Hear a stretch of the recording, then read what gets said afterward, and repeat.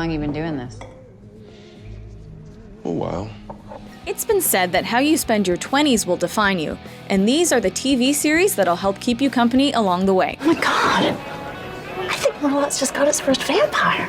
I think you're right. Welcome to MsMojo, and today we'll be counting down our picks for the top 10 shows all 20-somethings should watch. We need more. For this list, we're providing the ultimate list for those of you in your 20s. Some are the hottest shows of the 2010s that'll be great for those of you who are millennials during that decade, while others are simply necessities of the recent past. Sweetie, what? What is it? Nothing. Number 10, Girls. That's like not being on Facebook. I'm not on Facebook.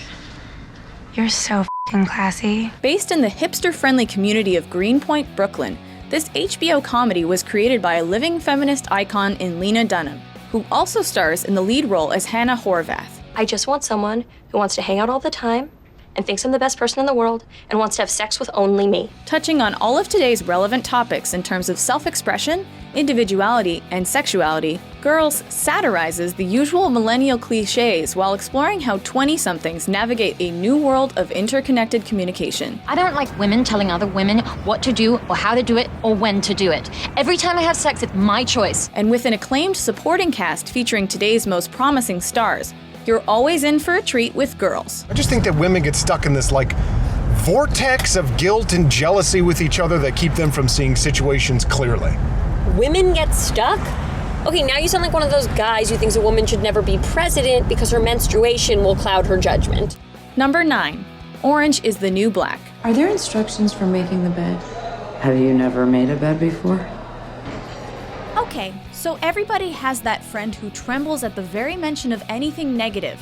And here's a show that injects a heavy dose of comedy into a usually morose... Turn around. Squat. Spread your cheeks and cough.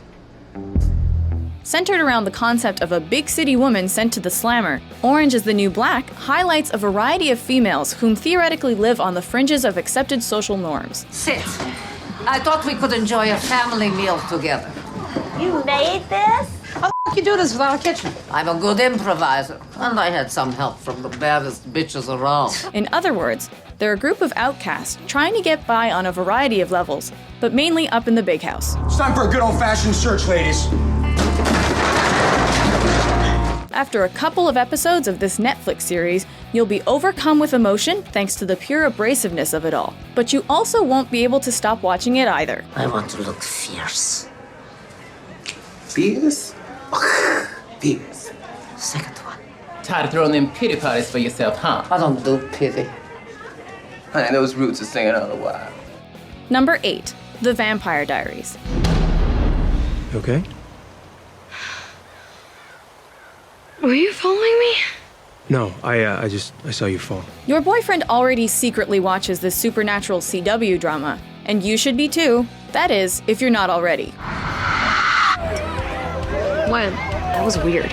When I touched you, I saw a crow. In the wake of the Twilight film series, everybody and their mama seemed to be capitalizing on the vampire trend. But this series managed to sustain lasting power due to a lovable cast and legitimate scares.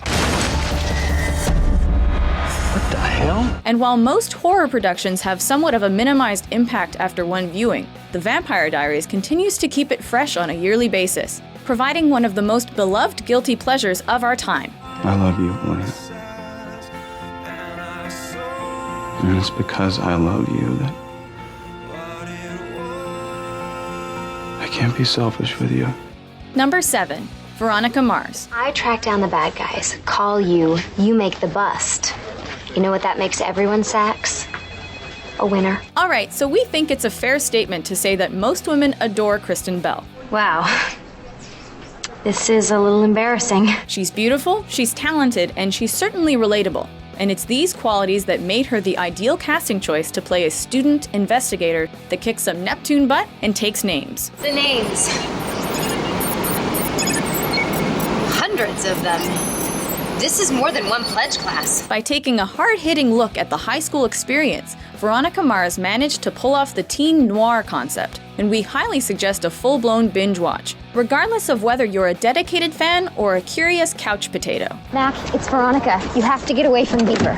Do whatever you have to do, but get away from him. He's dangerous. Number 6. New Girl. Pink wine makes me slutty. Whoa, cute guy alert. Why should you watch this Fox series? Well, here's why. Because New Girl is sexy and damn well knows it. I'm doing sexy things with the pillow.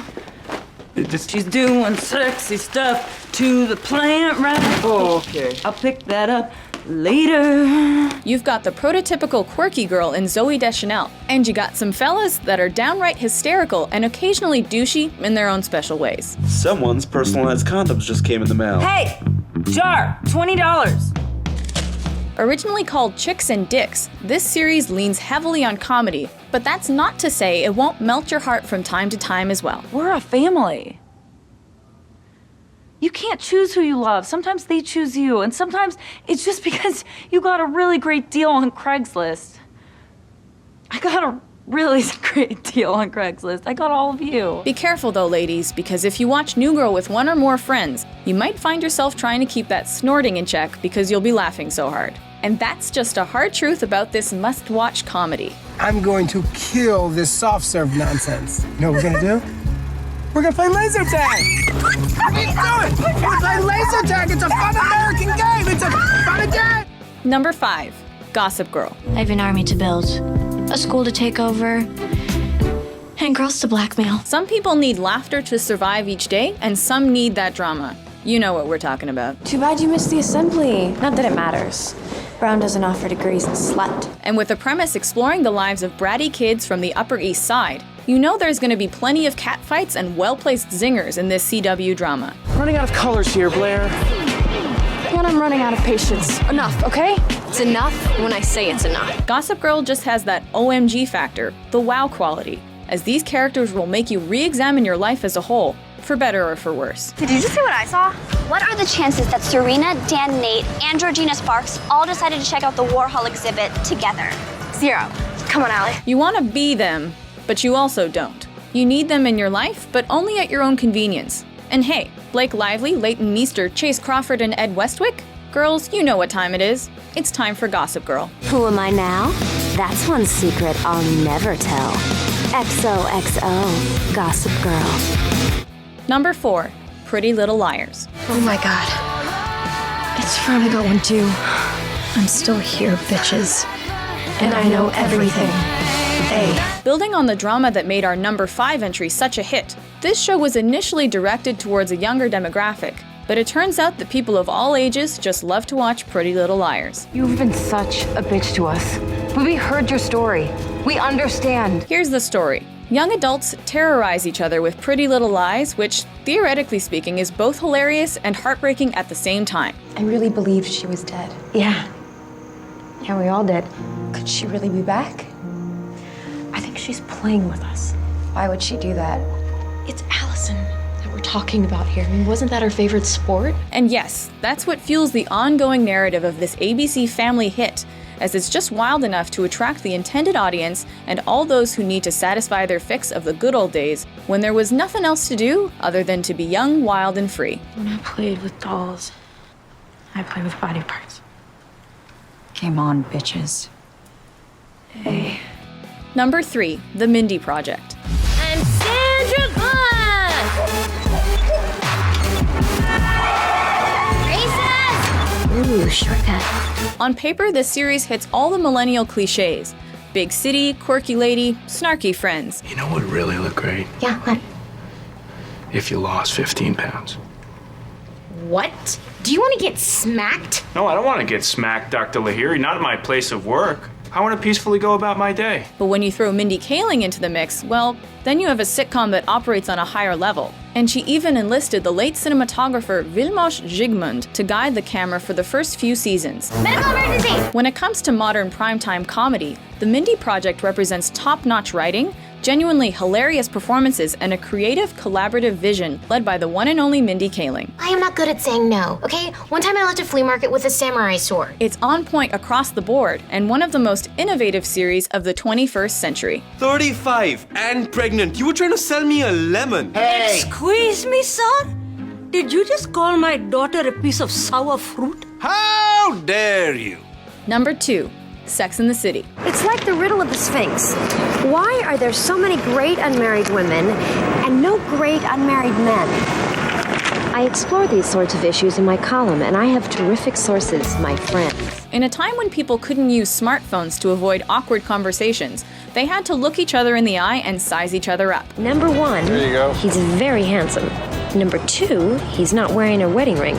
Number 3, he knows I carry a personal supply of ultra-textured Trojans with a reservoir tip. Thanks a lot. So, with a sexualized plot steeped in the landscape of the Big Apple, Sex and the City offers a portrait of romance in a pre-digital age world. Welcome, Wagon. Hi. Excuse the towel, I was just in the shower. I brought you a basket filled with goodies to acquaint you with your new neighborhood. Cheese, prosciutto, condoms, handcuffs. It's another show that guys dismiss in public, but watch alone. And perhaps the 20-something MsMojo holics nation can revive this HBO classic to learn a thing or two about how women and men used to roll just a few short years ago. Relationships are not about games, they're about mature and honest communication. This coming from a woman who's playing peekaboo with her neighbor. Games are empowering. If you know what you're doing, you can totally control the situation.